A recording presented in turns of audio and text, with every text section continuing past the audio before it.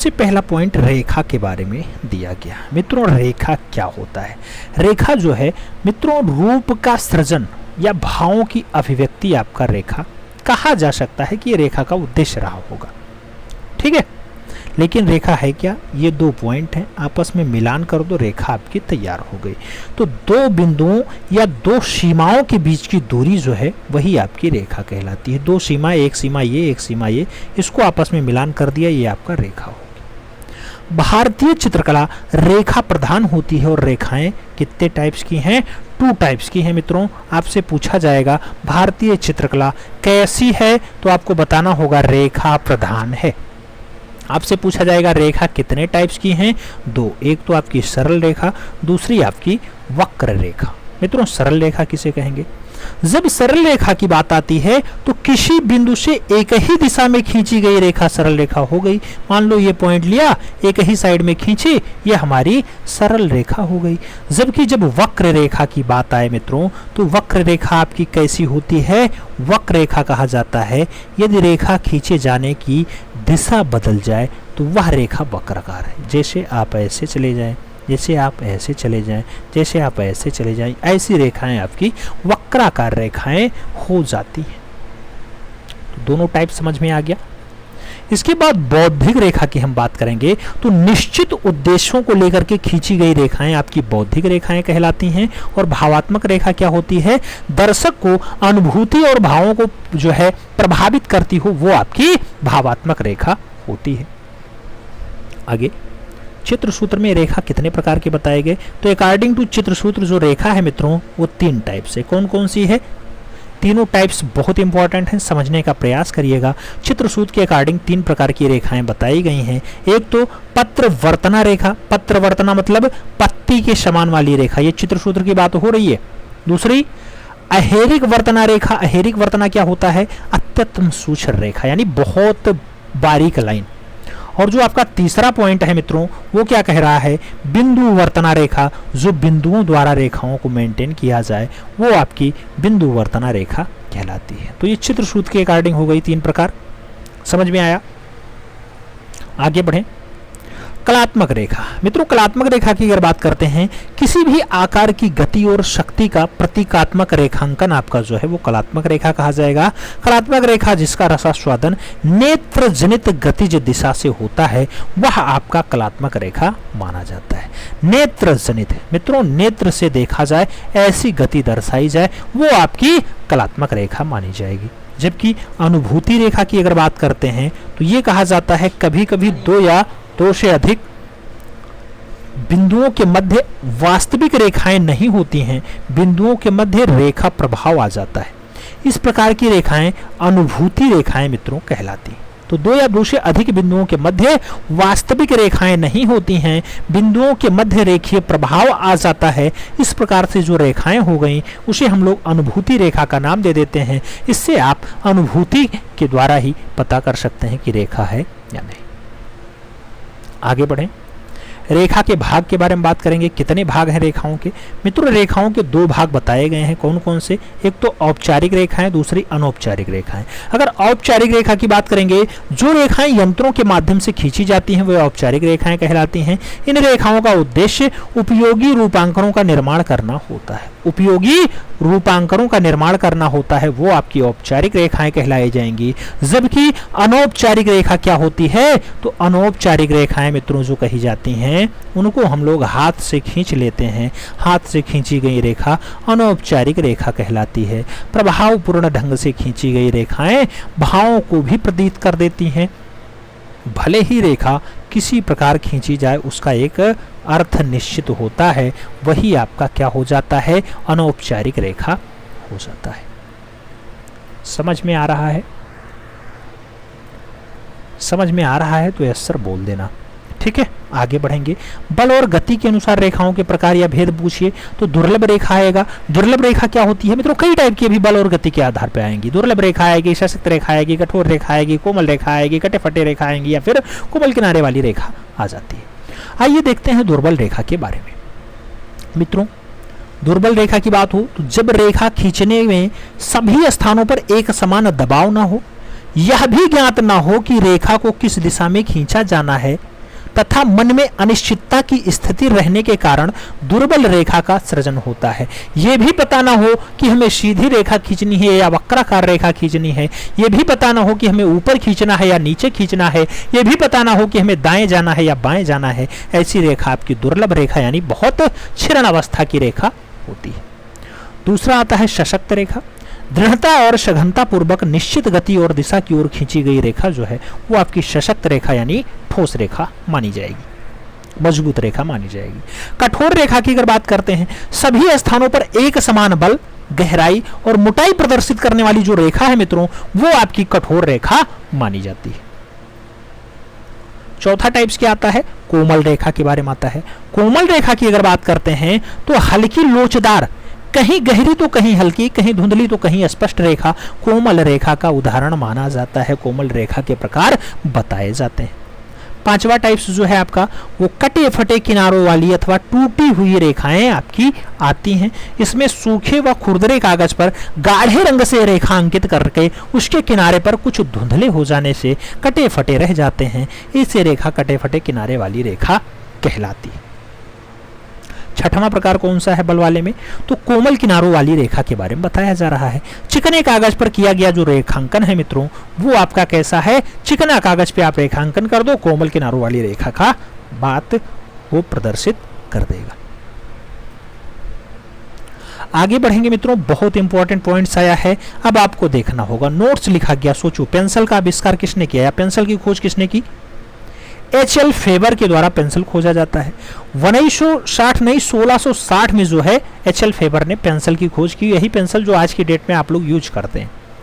नोक की अगर बात करते हैं, ग्रेफाइट की नोक होती है। सबसे कठोर पेंसिल कौन सी होती है, एच टाइप की होती है। हमने पढ़ाया था आपको, किसमें पढ़ाया था, हमने आपको प्रावैधिक कलम पढ़ाया था। सबसे कठोर पेंसिल एच टाइप की। सबसे मुलायम पेंसिल कौन सी होती है, 9B वाली पेंसिल होती है। ज्यादातर चित्र निर्माण कौन सी पेंसिल से होता है, HB पेंसिल से होता है। आप देखते होंगे ज्यादातर आप यही पेंसिल यूज करते हैं। पेंसिल का उपयोग किया जाता है कौन सा, HB टाइप वाला। ज्यादातर चित्र आपके HB टाइप वाले पेंसिल से बनते। आगे बढ़ें, रेखाओं की दिशाओं के बारे में बात करेंगे मित्रों। रेखा 3 दिशाओं में होती हैं और 7 प्रकार होते हैं, क्षैतिज दिशा, ऊर्ध्वाधर दिशा। अब आगे बढ़ें तो रेखाओं के प्रकार की बात कर लेते हैं। रेखाओं के प्रकार की अगर बात करते हैं तो सीधी लंबवत रेखा। सीधी लंबवत रेखा में गौरव, शक्ति, अस्थायित्व, शाश्वत और आकांक्षा दर्शाया जाता है। जो आपकी सीधी पड़ी हुई रेखा या क्षैतिज रेखा होती है मित्रों, इसमें क्या होता है, विश्राम, शांति, निश्चलता, स्थिरता, मौन, संतुलन ये दिखाया जाता है। ये रेखाएं लंबवत रेखाओं की आधार को दर्शाती हैं, यानी आधार प्रदान करती हैं। आपकी कर्णवत रेखा क्या होती है मित्रों, कर्णवत रेखा की अगर बात करते हैं तो ये तेज गति, क्रियाशीलता, स्पंदन, व्याकुलता, उत्तेजना, नाटकीयता और संक्रमण के साथ साथ गति को दर्शाती है आपकी कर्णवत रेखा। ठीक है, जबकि कोणीय रेखा क्या प्रभाव देगी, तो कोणीय रेखा की जब बात आती है तो शीघ्रता से दिशा परिवर्तित कर ले, वो आपकी कोणीय रेखा हो जाती है। ऐसे ऐसे ऐसे या फिर ऐसे। ठीक है, तो ये आपकी कोणीय रेखा। असुरक्षा, अस्पष्टता, व्याकुलता, आघात और क्षणिकता जो है इसमें दर्शाया जाता है आपके किसमें, कोणीय रेखा वाले में। मित्रों याद रखना, कोणीय में संघर्ष का प्रभाव चित्र में डालती है आपकी कौन सी, तो संघर्ष का प्रभाव चित्र में डाल देगी आपकी कोणीय रेखा।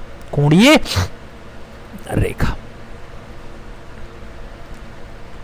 आगे बढ़ें, 5वां टाइप है एक पुंजीय रेखा। मित्रों इसको त्रिज्या रेखा भी कहते हैं, इसको त्रिज्या रेखा भी कहते हैं। इसमें स्वच्छंदता आता है, अभिलाषा, लिप्तता, शोभा, लवण्यता, स्वदेश प्रेम, ये सब का सब आपका दिखाई दे जाएगा। एक पुंजीय रेखा में इसमें प्रसार भी आपका दिखाई देता है, इसीलिए कभी कभी आता है एक पुंजीय रेखा कैसी रेखा है, तो जहां पे प्रसार दिखाई देता। अभी लेटेस्ट में आपने बहुत सारे MCQ सॉल्व किए होंगे, उसमें हमने प्रसार के बारे में बताया है। तो एक पुंजीय रेखा, एक पुंज पे आकर के सभी रेखाएं मिल जाएं, लेकिन इसमें कभी कभी प्रसार भी दिखाई देता है। जैसे ये रेखा इधर से मिली, इधर निकल गई, ऐसा भी दिखाई दे रहा है। और ये भी हो रहा है कि इधर से आई, इधर से आई, ये एक पुंज पे मिल गई, ऐसा भी होता है।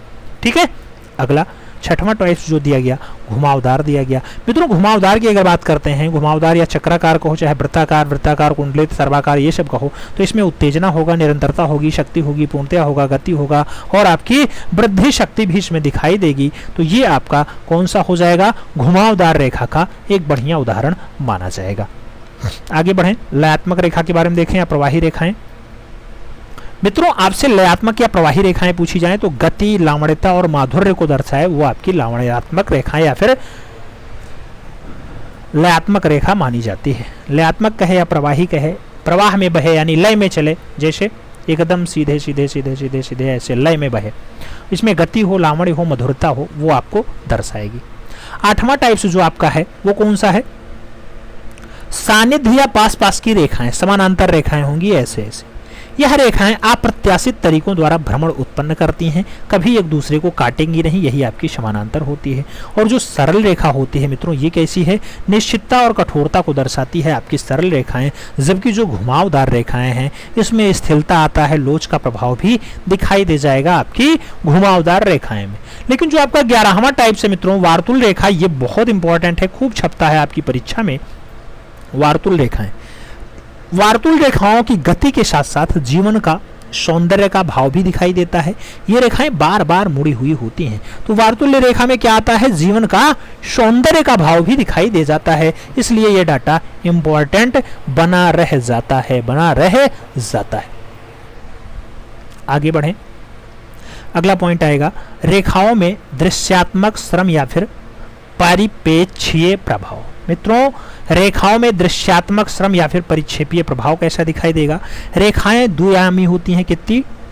2 डायमेंशनल होती हैं, किंतु विशेष पद्धति से रेखाओं को विशेष प्रकार से प्रयोग करने पर त्रिआयामी प्रभाव भी उत्पन्न हो सकता है। अगर आप देखेंगे तो गहरे तत्वों से युक्त और मोटी रेखाएं जो आती हैं, ये गहरे तत्व से युक्त और मोटी रेखाएं कैसी आएंगी? निकटता प्रदर्शित करती हैं, तथा हल्के बलों वाली बारीक रेखाएं दूरी दर्शा देती हैं। हल्की वाली दूरी दर्शाएंगी और जो आपकी मोटी रेखा होगी वो आपकी निकटता प्रदर्शित करेगी, याद रखना है। आपका दूसरा जो टाइप से दिया गया, विभिन्न कोणों का उपयोग करने वाली रेखाएं वस्तुओं के घनत्व अथवा विभिन्न तलों को प्रदर्शित करती हैं। इसमें भी आपका रेखाओं का एक अच्छा महत्व दिखाई दे जाता है। आगे बढ़ें, रेखावर्तना के बारे में देखें। रेखावर्तना के द्वारा वस्तुओं में उभरे और गहरे हुए अथवा प्रकाश छाया वाले भागों को भी स्पष्ट किया जा सकता है, ऐसा आपसे रेखावर्तनम कहा जाता है। रेखांकन के प्रकार की अगर बात करें तो टोटल 8 टाइप के रेखांकन होते हैं। 8 प्रकार कौन कौन से आएंगे? रेखांकन 8 प्रकार का होता है। स्वतंत्र रेखांकन, स्मृति रेखांकन, प्रतिरूपात्मक रेखांकन, यांत्रिक रेखांकन, सीमांत रेखांकन, सांकेतिक रेखांकन और प्रकृत रेखांकन, उसके साथ वस्तु रेखांकन। आपका ये 8 टाइप से जो रेखांकन होते हैं। आगे बढ़े मित्रों, बहुत इंपॉर्टेंट पॉइंट जिस पे आपको खास करके मेहनत करने की आवश्यकता है, याद रखने की आवश्यकता है, अजंता। अजंता महाराष्ट्र औरंगाबाद में है, आप जानते हैं 30 गुफाएं पाई जाती हैं। आपकी बौद्ध धर्म से जुड़ा हुआ ये दृश्य होता है। लेकिन यहाँ पे कितनी प्रकार की रेखाएं? तो 20 प्रकार की रेखा शैलियों का प्रयोग आपकी अजंता में हुआ है। अजंता के चित्रों में रेखांकन की प्रमुखता दी गई है। इसकी अध्यक्षता जो है वो सैयद अहमद खान ने की थी। सैयद अहमद खान के द्वारा अजंता की रेखांकन की अध्यक्षता की गई है। आगे बढ़ें मित्रों, आगे कहा गया आपसे अलंकारिक आलेखन। आपसे प्रश्न पूछा गया अलंकारिक आलेखन किन रेखाओं से बनाए जाते हैं? उत्तर दिया गया कि अलंकारिक आलेखन लयात्मक रेखाओं से बनाए जाते हैं। इसका प्रयोग मुख्यतः अलंकारिक चित्रण में किया जाता है। जो लोग अपना हस्तलिखित नोट्स लिए हैं या फिर टाइपिंग वाला नोट्स लिए हैं, वो लोग डाटा पढ़ लेना, आपको समझ में आ जाएगा, काफ़ी हद तक आपको आसानी हो जाएगी। इसीलिए हमने जितने भी बंदे नोट्स लिए सभी से हमने कहा था नोट्स कम से कम 5 से 7 बार पढ़ना, आपको उसकी महत्ता समझ में आ जाएगी, उसकी क्या वास्तविकता समझ में आ जाएगी, कितना इम्पोर्टेंट है। आगे बढ़ें, रूप के बारे में पढ़ेंगे मित्रों। आकृति अथवा रूप ऐसा क्षेत्र है जिसका एक निश्चित आकार और एक निश्चित वर्ण होता है, वही आपका रूप कहलाता है। और परिभाषा देखें, रेखाओं, वर्गों तथा छाया प्रकाश द्वारा चित्रतल पे सभी ओर से निश्चित सीमाओं में अंकन या फिर अलंकरण ही आपकी आकृति या फिर रूप कहलाता है। और दूसरी, जब छोटी बिंदुओं को आपस में मिलाया जाता है तो एक रूप का निर्माण होता है। रूप का एक ऐसा क्षेत्र होता है जिसका एक निश्चित आकार और निश्चित रंग भी होता है, याद रखना है। अगला परिभाषा, रूप के 2 पक्ष होते हैं, एक जो दृष्टि को दिखाई दे और दूसरा जो अनुभव होता है, अर्थात भाव। इसे जो है अभाव में रूप बेजान दिखाई देता है, याद रखना है, अभाव में रूप बेजान होता है। इसीलिए कहा जाता है दृष्टि को दिखाई देता है, दूसरा अनुभव हो जाए, वही आपका रूप हो जाता है।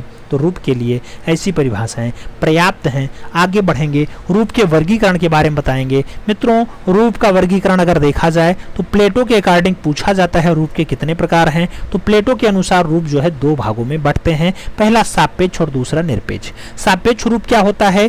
वास्तविक प्रकृति सौंदर्य के आधार पर जो चित्रण किए जाते हैं उसे सापेक्ष रूप या फिर यथार्थ चित्रण कहा जाता है। ऐसी आकृतियां जिसमें दो रूप समान होते हैं उसे सापेक्ष कहा जाएगा, जैसे वृत्त हो गया, आयत हो गया, त्रिकोण हो गया, ये सब आपके सापेक्ष रूप के उदाहरण हैं। जबकि निरपेक्ष में क्या आता, आप देखते वृक्ष आ जाए, कोई केतली आ जाए, मेज आ जाए, ये सब आपके निरपेक्ष वाले में आ जाएंगे। निरपेक्ष रूप की अगर बात करते हैं मित्रों, किसी आकृति में ज्यामितीय या स्वतंत्र रेखाएं प्रक्रियाओं का निरक्षोभ रूप में दर्शाती हों, ऐसी आकृतियों जिसका एक भाग दूसरे भाग से समान ना हो, जैसे केतली है, वृक्ष है आदि जो आपके आते हैं, वो निरपेक्ष रूप के उदाहरण माने जाते हैं। आगे बढ़ें, रूप के अन्य वर्गीकरण में क्या क्या आएगा मित्रों, जैसे आप देखेंगे ज्यामितीय टाइप से इसको बांटा जाता है। ज्यामितीय बटेंगे, अलंकारिक बटेंगे, प्रकृति बटेंगे, काल्पनिक बटेंगे। तो ये टाइप्स पे भी रूप का वर्गीकरण हो जाता है। वैसे रूप के भेद की अगर बात करते हैं, रूप के कितने भेद हैं? दो भेद बताए जाते हैं, याद रखना। रूप या आकृति के दो भेद होते हैं। एक तो सक्रिय आकृति, दूसरा आपकी सहायक आकृति होती है। सक्रिय आकृति क्या होती है मित्रों? सक्रिय रूप या सक्रिय आकृति क्या है? सक्रिय रूप वह होता है जिस पर दर्शक की नजर सर्वप्रथम जाती है और ऐसे रूप चित्र में मुख्य भूमिका आपके निभाते दिखाई देते हैं। सहायक आकृति क्या है? सहायक रूप वह होते हैं जो चित्र में सक्रिय रूप को बढ़ाने में सहायक हो जाते हैं, वो आपके सहायक रूप कहलाते हैं। आकृतियों के प्रभाव कैसे होते हैं या फिर रूप के प्रभाव क्या होते हैं? तो आकृति के प्रभाव निम्नलिखित बताए गए हैं। कौन कौन से हैं? जैसे आप देखना मित्रों, तो आपको दिखाई देगा कि सरल रेखाओं से घिरी हुई आकृति में स्थिरता और शक्तिमत्ता होती है। त्रिभुजाकारों में ऊर्ध्वमुखी गति और ऊर्जा की संकेत दिखाई देते हैं। टेढ़े मेढ़े रूप में अस्थिरता आती है, अनिश्चितता आती है, चंचलता आती है, व्याकुलता आती है, ये सब व्यक्त होता है। और कटे फटे रूप संघर्षपूर्ण स्थिति का प्रभाव डालते हुए बताए जाते हैं। जबकि रूप के दो पक्ष होते हैं, एक जो दृष्टि को दिखाई देता है और दूसरा जो अनुभव होता है, अर्थात भाव। इसके अभाव में रूप क्या है? आपका रूप बेजान है मित्रों, आपका रूप बेजान है, याद रखना। ये सब रूप के प्रभाव होते हैं। सरल रेखाओं से घिरी हुई आकृति में स्थिरता शक्तिमत्ता होती ही होती है, याद रखना। आगे बढ़ें, आपसे पूछा गया आयताकार रूप के बारे में। मित्रों, हम देखेंगे आयताकार रूप जिसमें शक्ति, एकता, स्थिरता, दृढ़ता, शांति दर्शाया गया हो, आयताकार रूप के उदाहरण है। त्रिभुजाकार रूप में क्या आया? आपकी सुरक्षा, शाश्वतता और उसका विकास दर्शाया गया हो, वो त्रिभुजाकार रूप में आया। और मुक्ति रूप क्या है? स्वतंत्रता आपका मुक्ति रूप का बढ़िया उदाहरण माना जाता है। जबकि आपका जो अंडाकार रूप है वो कैसा है? लावण्य दर्शाया, सौंदर्य हो, सृजनात्मकता और उसके साथ नित्यता दर्शाया गया हो, वो आपके लावण्य या अंडाकार रूप में आता है। वृत्ताकार रूप में क्या आएगा? पूर्णतः आएगा, आकर्षण आएगा, गति आएगा, विशालता आएगा, ये आपके वृत्ताकार रूप का उदाहरण है। जबकि उल्टा त्रिभुज रूप क्या है? तो उसमें अशांति, लिप्तता, अनिश्चितता और शीघ्र परिवर्तन जो है वो आपके उल्टा त्रिभुज रूप का उदाहरण माना जाता है। उल्टा रूप त्रिभुज का उदाहरण माना जाता है। आगे बढ़े मित्रों, आगे क्या होगा? आगे थोड़ा सा कुछ इंपॉर्टेंट पॉइंट्स देखेंगे, उसके बाद आगे बढ़ेंगे। जैसे एक नोट दिया गया, इस नोट में कहा जाता है रूप की विविधता के माध्यम से चित्र में संतुलन और एकता का प्रभाव उत्पन्न किया जा सकता है। आप चित्र में संतुलन और एकता का प्रभाव भी दर्शा सकते हैं रूप की विविधता के माध्यम से। रूप एक प्रभाव है जो प्रत्येक कलाकारी की अभिव्यक्ति या फिर भावनाओं से जुड़ा हुआ होता है, याद रखना। वर्नर ली के अनुसार क्या है रूप? रूप स्वयं में जड़ व अर्थहीन है, जो उनके संबंध में अनुचिंतन ही उसके सौंदर्यात्मकता, अर्थवाक्तकता को प्रदान करता है। ये तो बात आपके रूप की हो रही थी। आपसे कुछ प्रश्न पूछा गया, जैसे आपसे कहा गया प्रश्न क्या कह रहा है? आपसे प्रश्न कहा गया आकृति से क्या स्पष्ट होता है? आकृतियों से भाव लय नहीं बल्कि रूप ही स्पष्ट होगा, याद रखना है। किंतु आकृति किसी निर्जीव वस्तु की भी हो सकती है, ये याद रखना। तो आकृति से क्या स्पष्ट होगा? रूप स्पष्ट होगा। चित्रों में प्रमाण यानी सजीवता किससे आता है? तो चित्रों में प्रमाण जो है वो प्रवाह, लय, रंग, रेखा, संयोजन से आपको दिखाई देगा, यानी आता है। आकृति को किसके रूप में मिलता है? तो रेखाओं, वर्ण, छाया, प्रकाश अथवा धरातलीय गठन के प्रयोग से चित्र का एक निश्चित रूप बन जाता है। उसी को हम लोग क्या कहते हैं? क्या कहेंगे? आकृति कहेंगे यार, आकृति। ठीक, आगे बढ़ेंगे रंग के बारे में, यानी वर्ण के बारे में अब देखेंगे। आप जानते हैं वर्ण भी आपका गुण था। वर्ण यानी रंग। प्रकाश का गुण ही वर्ण या रंग कहलाता है। वर्ण प्रकाश का गुण है, यह कोई भौतिक वस्तु नहीं है। प्रकाश किरणों के कारण ही हमें वर्ण यानी रंग दिखाई देते हैं। यह रेटिना पर मस्तिष्क का पड़ने वाला एक प्रभाव होता है। आगे कहें तो वर्णों को कलाकार की तकनीकी भाषा में हु नाम दिया जाता है। खूब पूछा जाता है, कई जगह ह्यू लिखा होता है, कई जगह हु लिखा होता है। HUE आए तो ह्यू लगाना, आप कलाकार हु के नाम से इसे पुकारेंगे। और आगे बात करें मित्रों, कहा जाता है कि वर्ण का अनुभव आंखों से होता है। इसलिए रंग एक मानसिक अनुभूति है, जैसा स्वाद या सुगंध। स्वाद हो या सुगंध हो, ये एक बिल्कुल दिमाग पे बैठता होता है, मानसिक अनुभूति होती है, याद रखना। भारतीय चित्र षडांग में वर्षा सामंजस्य को वर्णिका श्रृंग नाम से संबोधित किया गया है। ऐसा देखने को आप षडांग में पा जाएंगे। वर्ण के गुण कितने हैं? वर्ण के 3 प्रधान गुण होते हैं मित्रों। एक तो रंगत होता है, दूसरा मान होता है, तीसरा सघनता होता है। पूछा गया क्वेश्चन है, याद रखना है मित्रों, आपसे पूछा गया क्वेश्चन है ये, वर्ण के गुण कितने हैं? 3 टाइप्स के हमने बताए थे। हु यानी रंगत क्या होता है? रंगत मित्रों जो है वो रंग के नाम को रंगत कहेंगे। जो मान होता है रंग का हल्कापन या गहरापन मान कहलाएगा। और जो सघनता होता है वर्ण की शुद्धता या तीव्रता को हम लोग सघनता के नाम से परिभाषित करते हैं। रंगत की बात करें, रंगत क्या है? ये रंग की प्रकृति होती है। वर्ण का वह गुण माना जाता है जिसकी सहायता से नीले, पीले, लाल के मध्य अंतर को दर्शक जान पाता है। जैसे आप लालपन, पीलापन, नीलापन देख पाएंगे तो ये आपके रंगत के बारे में पता चलेगा। आप मान की बात करेंगे, मान यह रंग के हल्केपन और गहरेपन का परिचायक है। यदि किसी रंग में सफेद रंग मिला दिया जाए तो वह रंग का मान कम हो जाता है तथा काले रंग के मिश्रण पर रंग का मान बढ़ जाएगा। इस प्रकार सफेद और काले की मात्रा किसी एक रंग में मिलाने पर एक ही रंग के विभिन्न मान आपको देखने को मिल सकते हैं, प्राप्त हो सकते हैं। जैसे गहरा लाल, हल्का लाल, जैसे आपसे गहरा नीला, हल्का नीला, ऐसा दृश्य देखने को मिल जाता है। ये तो आपका मान हो गया। अब सघनता क्या होती है मित्रों? अगर सघनता की बात करें, जैसे ये वर्ण के तीसरा गुण होता है सघनता, यह रंग की शुद्धता का परिचय को होता है। रंग में भूरापन अथवा धूमिलता मिलती है, यह सघनता के द्वारा ही आप जान सकते हैं। जितना तीव्र अथवा प्रखर रंग होगा उसमें उतनी ही सघनता यानी उतनी ही शुद्धता दिखाई देती है। ठीक है। किसी भी वर्ण में तटस्थ अथवा उदासीन, धूमिल रंग मिला देने से हमें उसकी सघनता कम कर सकते हैं, यानी तटस्थता को हम कम कर सकते हैं, यानी उसकी सघनता घटा सकते हैं। आगे बढ़ें, वर्ण के भेद या प्रकार हम लोग देखेंगे मित्रों। वर्ण यानी प्राथमिक रंग यानी मूल रंग। मुख्य वर्ण वे रंग होते हैं जिसमें किसी मिश्रण से प्राप्त नहीं किया जा सकता। जैसे मुख्य रंग खूब पूछा जाएगा तो लाल, पीला, नीला, आप याद रखना, लाल, पीला, नीला आपका प्राइमरी रंग होता है, मुख्य रंग होता। ये वे वर्ण होते हैं जो पूर्ण शुद्ध हैं और इसका अपना अस्तित्व भी बताया जाता है, खुद का अस्तित्व भी होता है। ओस्टवाल्ड के अनुसार मुख्य रंगों या प्राथमिक रंगों के बारे में बताओ। तो जर्मन विद्वान हैं, आप जानते हैं ओस्टवाल्ड, इन्होंने 8 रंगों का एक चक्र दर्शाया था जिसमें उन्होंने 4 प्रमुख रंगों को माना था कि वो प्राइमरी रंग हैं। 4 प्राइमरी रंग ओस्टवाल्ड ने कौन कौन से बताए? लाल, पीला, नीला और हरा। ये 4 प्राइमरी रंग ओस्टवाल्ड ने बताए। ओस्टवाल्ड ने अप्रधान रंगों में कौन कौन से रंग रखे? नारंगी, नीलमणि यानी आसमानी और पीताभ हरा यानी हरा, और उसके साथ एक बैगनी को रखा। यही कुल मिलाकर के 8 रंगों के बारे में ओस्टवाल्ड ने बताया। बैगनी, पीताभ हरा, नीलमणि और नारंगी जो है ये आपके 4 सेकेंडरी रंग हैं यानी अप्रधान रंग हैं। और जो आपके प्रधान रंग थे लाल, पीला, नीला, हरा के बारे में ओस्टवाल्ड ने कहा ये प्राइमरी रंग है। लेकिन वैसे आप मूल रंग क्या जानते हैं? लाल, पीला और नीला, लाल, पीला और नीला। ओस्टवाल्ड का चक्र आता है मित्रों, इसके बारे में खूब पूछा जाता है। कितने रंग चक्र में शामिल हैं? 24 रंगों का समन्वय आपको दिखाई दे जाता है ओस्टवाल्ड के चक्र में, याद रखना। ओस्टवाल्ड के चक्र में कितने 24 रंग आपके दिखाई दे जाएंगे। आगे बढ़ें, विबज्योर के बारे में बात करें, खूब पूछा जाता है, यही पॉइंट छपा हुआ है।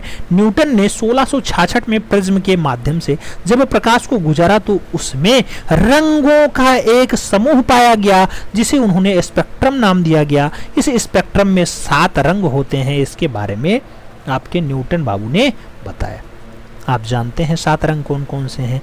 बैगनी, जामुनी, नीला, हरा, पीला, नारंगी, आपका लाल। यही 7 रंग आपका BIBGYOR बनता है मित्रों, ठीक है। स्रोत की बात करते हैं। स्रोत क्या आता है? रंगों की उत्पत्ति। रंगों की उत्पत्ति या प्राकृतिक स्रोत जो है वो सूर्य ही होता है, सूर्य का प्रकाश ही है। प्रिज्म की सहायता से देखने पर पता चलता है कि सूर्य 7 रंगों को ग्रहण करता है, जिसको संक्षिप्त में विबज्योर बहुत सारे लोग बोलते हैं, BIBGYOR विबज्योर कहा जाता है मित्रों। प्राइमरी रंग समझ में आ गया, लाल पीला नीला। ओस्टवाल्ड के अनुसार प्राइमरी रंग आपके समझ में आ गया, लाल पीला नीला हरा। आपके ओस्टवाल्ड के चक्र में पता चल गया 24 रंग होते हैं। आपने न्यूटन का प्रकाश का जो प्रिज्म की बात हो गई 1666 आपको याद हो गया। अब बढ़ेंगे सेकेंडरी कलर की तरफ, यानी द्वितीयक रंग की तरफ। द्वितीयक रंग किन्हीं 2 प्राथमिक रंगों के मिश्रण से प्राप्त होने वाले को द्वितीयक रंग यानी सेकेंडरी रंग कहते हैं। जैसे पीला और लाल मिला दो नारंगी हो जाएगा, नीला प्लस पीला मिला दो हरा हो जाएगा, लाल प्लस नीला मिला दो आपका बैगनी तैयार हो जाएगा। स्पेक्ट्रम रंग किसे कहेंगे मित्रों? नारंगी, हरा और बैगनी आपका स्पेक्ट्रम रंग होता है। स्पेक्ट्रम रंग होता है, यानी सेकेंडरी रंग आपका कहलाया जाता है। और द्वितीयक के बाद तृतीयक रंग भी होता है, याद रखना। तृतीयक में क्या आएगा? किन्हीं 2 द्वितीयक रंग मिलाइए, जैसे नीला और हरा को आप मिलाइए, नीला और हरा मिलाइए, या हरा और बैगनी मिलाइए, या फिर नारंगी और बैगनी मिलाइए। इस टाइप से जब मिलाएंगे तो जो रंग बनेगा उसे तृतीयक रंग कहा जाएगा। जैसे बौना नारंगी और बैगनी मिलाते हो तो भूरा रंग आपका तैयार होता है, जिसे रेस्ट्रा रंग कहते हैं। जैसे आपसे हरांगी हरा मिलाइए और नीला मिलाइए तो सिस्टर रंग आता है, और जो बहरा बैगनी आता है और हरा आता है उससे जब आप मिलाएंगे ऑलिव रंग आपका तैयार होगा। ये ऑलिव वाला पूछा गया है, बहरा बैगनी और हरा वाला आपको याद रखने की आवश्यकता है। ये पॉइंट थोड़ा ज्यादा इंपॉर्टेंट है, याद रखना मित्रों, ठीक। आगे बढ़ें, समीपवर्ती रंगों के बारे में बात करें। समीपवर्ती रंग क्या होते हैं आपके? यह वह रंग होता है जिसमें एक वर्ण के जाति और उसके रंग विधान होते हैं। जैसे पीला, पीला, नारंगी, नारंगी, इन सभी में पीला रंग आपको देखने को मिल जाएगा। ये आपके एक विधान वाले रंग हो जाएंगे। आगे बढ़ेंगे, पूरक या विरोधी रंग की बात करेंगे। पूरक या विरोधी रंग किन्हीं 2 प्रमुख रंगतों से मिला दिया जाए तो इससे जो प्राप्त सेकेंडरी रंग यानी द्वितीयक रंग होता है, एक दूसरे के विरोधी या पूरक रंग कहलाएंगे। जैसे लाल का पूरक हरा होता है, बैगनी का पूरक आपका पीला होता है, नीला का पूरक आपका नारंगी होता है। ये आपके विरोधी रंग या फिर पूरक रंग कहलाते हैं। एकांकी रंग क्या होता है मित्रों? एकांकी एक ही रंग की विभिन्न तानों को एकांकी वर्ण की श्रेणी में रखा जाता है, और एक ही रंग से बनने वाले विभिन्न टोनों को हम लोग मोनोक्रोम के नाम से जानते हैं। जैसे नीला, हल्का नीला, गहरा नीला, लाल, हल्का लाल, गहरा लाल, ये सब मोनोक्रोम के बढ़िया उदाहरण होते हैं। वही मोनोक्रोम जिसकी पहला चित्रकार आपकी अमृता शेरगिल जी हुआ करती थी। आप देखिएगा मोनोक्रोम में पहली बार चित्रण करने वाली पहली चित्रकार कौन? अमृता शेरगिल जी थी। ये सर्वाधिक लाल रंग का प्रयोग करती रही हैं। अमृता शेरगिल ने सबसे ज्यादा लाल रंगों का प्रयोग किया है। बहुवर्णीय की हम लोग बात करेंगे मित्रों। बहुवर्णीय मतलब क्या होता है? पीली क्रोम होता है। पॉलीक्रोम या फिर पीली क्रोम आपसे कहा जा सकता है। इसके बारे में अगर बात करते हैं तो विभिन्न रंगों से बने प्रकाश को हम लोग पॉलीक्रोम का नाम दे पाते हैं। ज्यादा रंगों से बने उसे पॉलीक्रोम कहेंगे। नोट, विभिन्न रंग वर्णक्रम के एक दूसरे के ठीक सामने वाले आने वाले रंगत दूसरे के विरोधी रंगत माने जाते हैं। आपका तटस्थ रंग क्या होगा मित्रों? नेचुरल कलर्स कौन से हैं? तटस्थ रंग 3 होते हैं। कौन कौन से हैं आपके तटस्थ रंग? काला, सफेद और ग्रे। काला, सफेद और ग्रे पूछा गया क्वेश्चन से, याद रखना, स्टार लगा लेना। काला, सफेद और ग्रे आपका कैसा रंग है? तटस्थ रंग है, यानी नेचुरल कलर होता है। और आगे बढ़े, कहा गया मुख्यतः रंगतों का सही क्रम नहीं रखा जाता है। काला और सफेद रंग मिलाने से आपका ग्रे यानी स्लेटी रंग प्राप्त अपने आप हो जाता है। वर्णहीन रंग कौन सा है मित्रों? काला और सफेद होता है। यदि किसी चित्र का काला और सफेद रंग से पूर्णतः बना दिया जाए तो वह चित्र आपका वर्णहीन रंग कहलाएगा, वर्णहीन वाला चित्र कहलाएगा। जाता है। एक वर्णीय योजना क्या होती है? आपका एक वर्णीय योजना जो है वो किसी एक रंग के विभिन्न बालों का प्रयोग करके चित्र को पूरा किया जाना एक वर्णीय योजना आपका कहलाया जाएगा। जबकि बहुवर्णीय योजना क्या होती है मित्रों? जब बहुवर्णीय योजना की बात आए तो उसमें जब तक अनेक वर्णों का प्रयोग करके बनाया गया हो उसी को आप बहुवर्णीय कहेंगे। जिसमें बहुत सारे वर्णों का प्रयोग किया गया हो वो आपका बहुवर्णीय योजना होता है। आगे बढ़ें, गर्म और ठंडे रंगों की बात करते हैं। गर्म और ठंडे रंग जिन्हें हम अधिक देर तक नहीं देख सकते वो उष्ण यानी गर्म रंग होते हैं। पीला, नीला, लाल ये सब आपके कैसे रंग हैं? गर्म रंग होते हैं मित्रों। गर्म रंग आपके कौन से हैं? पीला, नीला, लाल हैं। आपसे पूछा जाता है, खूब आपसे क्वेश्चंस करता है, पीला, नीला, लाल कैसे रंग? आपके गर्म रंग आते हैं। जो रंग नेत्र को शीतलता प्रदान करते हैं वे शीत रंग यानी ठंडे रंगों में आते हैं। और ठंडे रंगों में उसे क्या कहा जाएगा? आप जैसे हरा, नीला और सफेद रंग देखेंगे तो ये आपके ठंडे रंगों की श्रेणी में आते हैं। ठंडो रंगों के नाम से इन्हें आप लोग जो है पुकारते हैं। ठीक, अब रंगों के प्रभाव को हम दिखा देते हैं। जैसे आप देखना, लाल रंग, इसका प्रभाव कैसा होता है मित्रों? लाल रंग का जो प्रभाव होगा वो गर्म होगा। प्यार, क्रोध, साहस और वीरता की जो अनुभूति कराए वो आपका लाल रंग हो गया। पीला रंग क्या होता है? इसमें यश, सूर्य, प्रसन्नता और उष्ण और उसके साथ प्रकाश दर्शाया जाता है, इसकी अनुभूति कराता है। ठंडे के साथ ठंडा और गर्म के साथ गर्म प्रभाव पीला रंग आपका दर्शाता है। याद रखना, यश, सूर्य, प्रसन्नता, उष्ण और प्रकाश को पीला रंग में दर्शाया गया है। जो आपका नीला रंग है मित्रों, इसमें मधुर, आशा, शांति, लगन दर्शाया जाता है, यानी इसकी अनुभूति होती है। और जो प्रभाव आता है वो ठंडे का प्रभाव आता है। नीला ठंडा प्रभाव उत्पन्न करेगा। जो बैगनी रंग है मित्रों, ये राजसी रंग होता है। इसमें राजसी रंग समृद्धि और वैभव के साथ शान, शौकत और श्रेष्ठता को आप बैगनी रंग से दर्शाते हैं। जबकि हरा और श्वेत में अगर बात करते हैं तो हरा रंग क्या दर्शाएगा? ठंडा को दर्शाएगा, यानी प्रभाव ठंडा होगा। और प्रजनन, यौन ताजगी और हरियाली को हरा रंग अपना दर्शाता है, यानी अनुभूति कराता है। जबकि श्वेत रंग की बात करेंगे मित्रों, श्वेत रंग में क्या आएगा? आपके प्रकाश युक्त, हल्का तथा कोमल जो ग्रहण होता है वो आपके श्वेत रंग का उदाहरण है। ये श्वेत रंग कैसा होता है? ठंडे रंग की श्रेणी में आपके आता है। जबकि काला रंग की बात की जाए, काला रंग में क्या है? आपका तटस्थ रंग माना जाता है, यानी प्रभाव तटस्थ रहेगा। भय, पाप, प्रकाशहीन, उत्तेजना, आकाश, मृत्यु, शोक और श्रृंगार जो है वो काले रंग की विशेषता बताई जाती है। काले रंग की विशेषता बताई जाती है। आगे बढ़ें, अब थोड़ा सा हम लोग बात करेंगे टिन, शेड और टोन पे। मित्रों, टिन, शेड और टोन पे एक क्वेश्चन पूछ ही लिया जाता है कभी कभी, तो आपको याद रखने की जरूरत है। TINT, टिंट क्या है? किसी प्रधान रंग में सफेद रंग बराबर मात्रा में मिलाने पे जो रंग तैयार होगा उसी को आप टिंट कहेंगे। कोई प्रधान रंग है आपका, मेन रंग है आपका, उसमें आप सफेद रंग मिलाओ, जो रंग बने वो आपका टिंट हो गया। शेड क्या होता है? SHAD, प्रधान रंग में काला रंग मिलाने पे जो रंग तैयार होगा उसे आप शेड नाम देंगे। और जो आपका टोन होता है, टोन क्या है मित्रों? जब आपका प्रधान रंग आ जाए उसमें काला और सफेद का मिश्रण करो, यानी ग्रे मिलाओ, फिर जो तैयार होगा उसे आप टोन रंग कहते हैं। तो इसका सूत्र कैसे निकला? सूत्र निकलेगा TINT। TINT कैसे निकलता है? रंगत प्लस श्वेत इक्वल टू प्रकाश। ये उच्चमान और मान में वृद्धि दर्शाता है। जो शेड होता है ये रंगत प्लस श्याम रंग इक्वल टू छाया, ये निम्न ताप और मान में क्षय को दर्शाता है, यानी उसके मान को घटाता है। जबकि शैडो टिन की अगर बात होती है तो रंगत प्लस धूमिल रंग इक्वल टू धूमिल सघनता क्षय आपको दर्शाया जाएगा। जबकि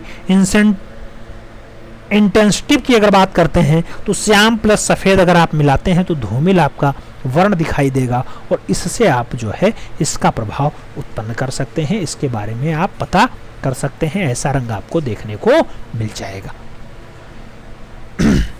तो ये रंगों के बारे में आपके समझ में आ गया, रंग के प्रकार के बारे में पता चल गया। तटस्थ रंग कौन से हैं ये आपके सामने आ गया। तटस्थ रंग आप जानते हैं काला सफेद ग्रे होता है ना, ये भी आप जानते हैं विबज्योर में कौन कौन से रंग आते हैं। आपके ओस्टवाल्ड ने 4 रंग कौन कौन से प्राइमरी बताए थे, जैसे लाल, पीला, नीला, हरा आपने देखा था। आपका प्राथमिक रंग यानी मूल रंग कौन कौन सा था? आपने देखा मित्रों कि प्राथमिक रंग में हमने लाल, पीला और नीला पढ़ा है। ये सब क्वेश्चंस घुमा के पूछेगा, चाहे जितना घुमाए आपको फाइनली आंसर्स दे ही देना है। इसीलिए आपको स्पेशल आज फिर से पढ़ाया जा रहा है इस क्लास को, ठीक है। आगे बढ़ेंगे, अब तान के बारे में बात करेंगे मित्रों। तान तान तान की अगर बात करते हैं तो वर्णों के हल्केपन और गहरेपन में प्रकाश की मात्रा ही तान कहलाती है। वर्ण यानी रंगों के हल्केपन और गहरेपन में जो प्रकाश की मात्रा बची है वही आपके तान है। प्रत्येक तान का एक वल शेड होता है।